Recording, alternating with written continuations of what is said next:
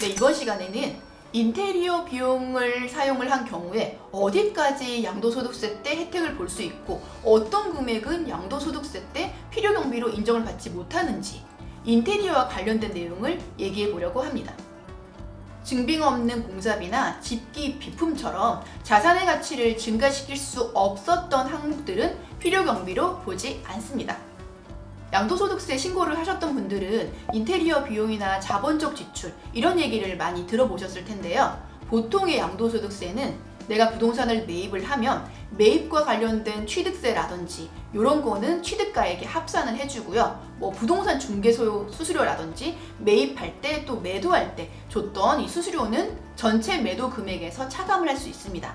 그런데 부동산을 오랜 기간 가지고 있으면 양도 차익이 자연스럽게 많이 발생할 수밖에 없는데요. 그러면 세금이 많이 나오겠죠. 그럴 때 보통 세무대리인들이 뭐라고 물어보냐면 인테리어 한 거 있으세요? 관련된 계약서나 적격증빙이 있으면 주세요. 양도소득세를 반으로 줄일 수 있습니다. 이런 얘기를 많이 해요. 그러면 관련해서 인테리어 비용이 어디까지 양도소득세 할 때 포함이 되고 혜택을 받을 수 있고 어떤 건 혜택을 못 받는지 사례를 보면서 설명을 드릴게요. A라는 분이 모텔을 매입을 하나 하셨는데 이게 그 당시에 20억 원짜리였어요. 그런데 5년밖에 안 지났는데 리모델링을 일부 하셨고요. 50억 원에 매도를 했습니다. 중간에 리모델링 비용이 들어가긴 했지만 30억 원에 가까운 차익을 보신 거죠. 물론 리모델링 비용은 들어갔습니다. 그런데 특수 관계자인 분한테 리모델링을 맡기시고 계약서라든지 적격증빙이 정확하지 않은 상태에서 전체적으로 18억 원이나 해당하는 리모델링 인테리어를 했다고 해서 필요경비로 산입을 한 상황입니다. 그러면 당연히 차익이 원래 예상했던 금액보다 확 줄어들었으니까 양도소득세도 적게 냈겠죠. 세무서에서는 어디까지 확인을 했냐면 리모델링을 진행을 했기 때문에 리모델링 하기 전 사진, 후 사진을 비교를 했고요. 추가적으로 보통은 인테리어를 의뢰를 하게 되면 견적서라는 걸 받게 됩니다. 그 견적서에는 재료에 해당하는 부분, 노무에 해당하는 부분도 다 기재되어 있고 어떤 상세 내역서에는 뭐 변기, 뭐 싱크대, 뭐 가구 이런 식으로 상세하게 구분이 되어 있는 견적서들도 있어요. 보통 리모델링을 진행을 할 때 서류가 간단하게 되어 있는 것만 견적서로 제출을 했다면 문제가 되지 않았을 수도 있어요. 그런데 이분은 받았던 서류에다가 조금 더 명확하게 진짜인 것처럼 좀 더 업했던 거죠.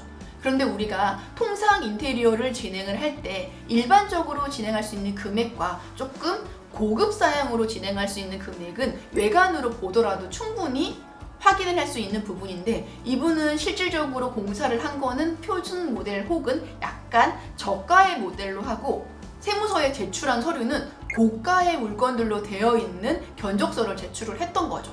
그러니까 견적서에 본 내용과 실제 사진 내용이 달랐던 거죠.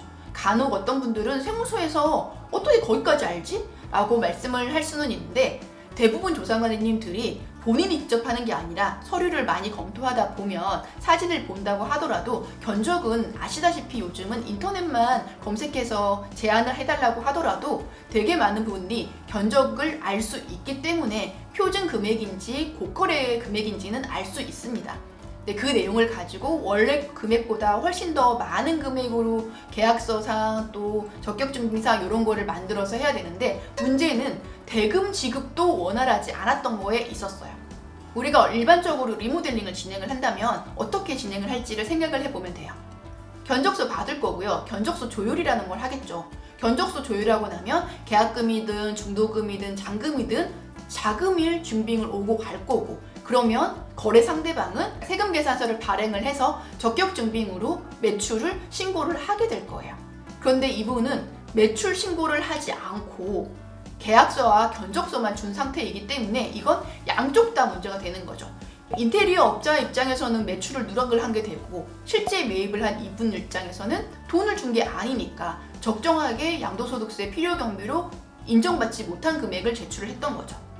지금 같은 경우에는 요즘 많이 발생을 하지 않는다고는 하지만 아직도 모르는 분들이 많아요. 특히 상업용 공간이 아니라 주거용 공간을 인테리어 할 때는 대부분은 뭐 현금용 수준이든 세금 계산서든 발행을 받지 않고 진행하는 경우도 많으시죠.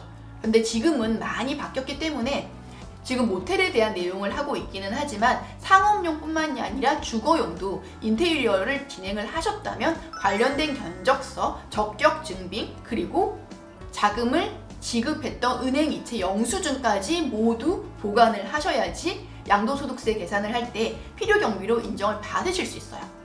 그리고 이렇게 인테리어를 진행을 하셨다고 하더라도 모든 인테리어 비용이 필요경비로 인정받을 수 있는 건 아닙니다.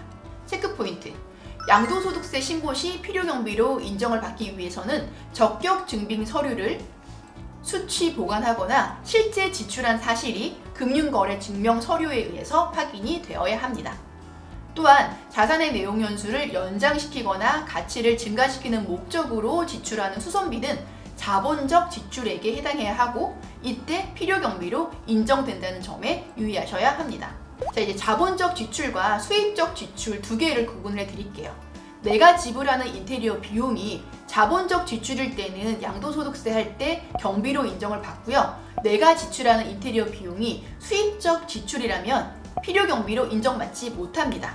자본적 지출, 수익적 지출. 말은 어려워 보이는데 자본적 지출은 내용 연수를 연장시키고 내 자산의 가치를 높일 수 있는 비용을 말합니다.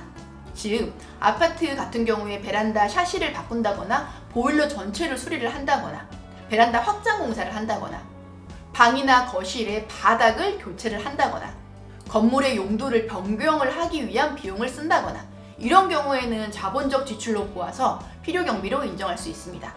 그럼 반대의 경우를 볼게요. 수익적 지출 같은 경우에는 자산의 내용 연수를 연장시키는 것이 아니라 정상적인 수선이나 경미한 지출 같은 경우에 이 해당하는 부동산을 사용하기 위해서 필수적으로 써야 하는 소모성 비용을 의미합니다.